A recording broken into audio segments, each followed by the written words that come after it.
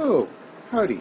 So what this is about, plunk, is something called VSEPR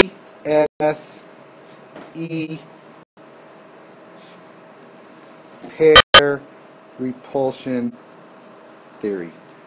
Valence shell electron pair repulsion theory is what we're talking about now. And what that is, it's a way of taking dot diagrams like you're doing and turning them into three-dimensional molecules.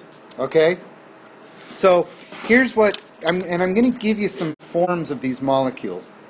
The first one is going to be, if you see something that looks like AX to the fourth, not to the fourth, little subscript 4, looking like that. Okay? Now this is going to be a general formula for a compound. A is going to be what we're going to call the central atom.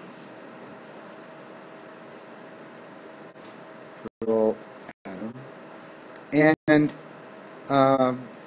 the X's are bonding atoms.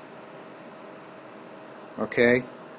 Now if you have a compound, a molecule that satisfies this AX4 formula, it is going to be described as a tetrahedral.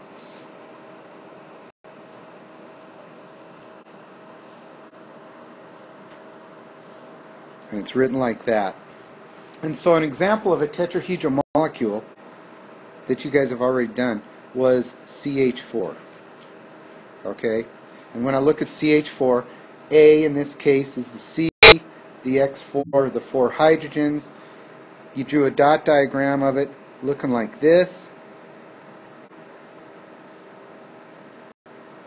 And once you transpose that into a three-dimensional molecule, you would say that it had this tetrahedral shape. That's going to be the big deal of the hard part of this. You're going to be making dot diagrams, predicting shapes that then you have to realize are in reality these three-dimensional molecules. So the first one was AX4. The next have to be what? Yeah, have to be. Okay, now you can also get an AX3, and that is going to take the shape of what's called a trigonal planar. It's going to be a totally different critter. So if I get an AX3, it's going to be a trigonal planar. The next shape you're going to have to know is going to be an AX2. And if it's AX2, it's going to be referred to as a linear molecule. And that kind of runs the gambit of the AX something. After that, I'm going to change things up a little bit. And the next structure you're looking for will again be a central atom A, X3, but this time there's going to be an E on it. And what that E stands for is an unshared pair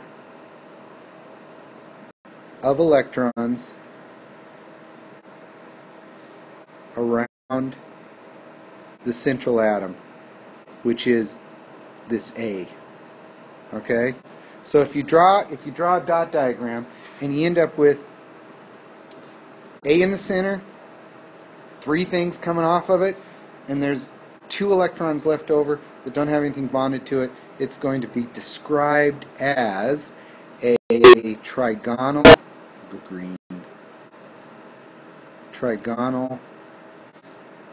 pyramid.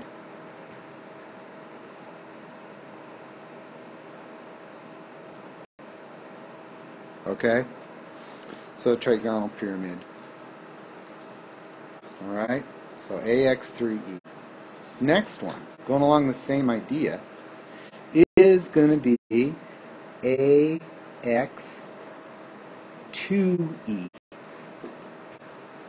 And when you get an AX2E that satisfies that condition, it'll be a bent molecule.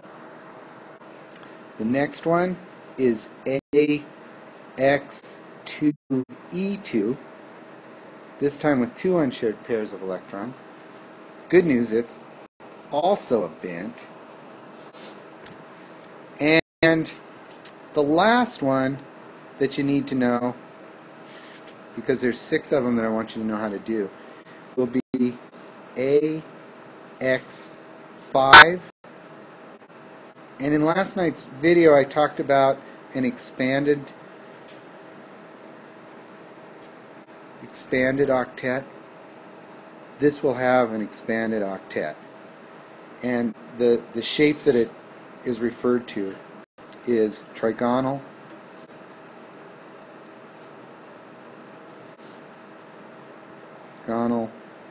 bipyramid.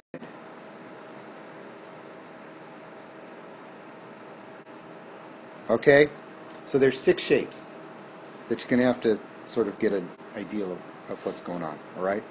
Now, going back to that dot diagram of sulfur dioxide that you guys drew. Okay?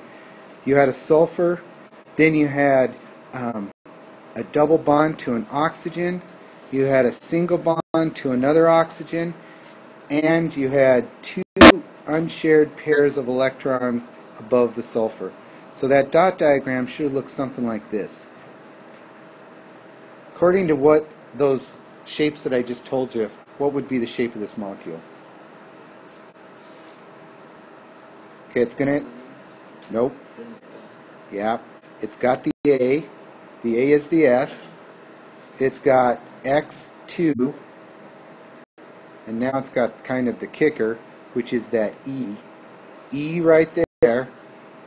That stands for those 2 electrons.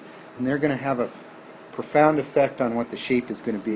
So the correct shape for this molecule would be bent. And you wouldn't have known that just drawing it out on a piece of paper. On a piece of paper, it looks linear to me. It's just all in one straight line. But in reality, when it's made, it's going to be a whole different structure. Okay? So I want to